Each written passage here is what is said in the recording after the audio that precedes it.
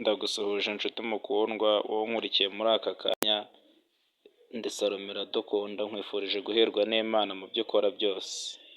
Nkuzaniye ijambo rivuga ngo Uwiteka ijambo rye rikubere itabaza ry'ibirenge byawe. Uwiteka ijambo rye ribe itabaza ry'ibirenge byanjye.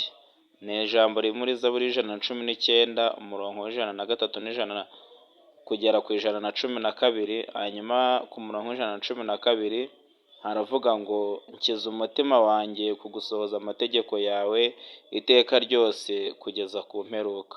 Uwiteka nabe itabaza ry'ibirenge byacu muri iyi minsi bigoye, muri iyi minsi duhura n'ingorane z'uburyo butandukanye, duhura na za birantega nyinshi.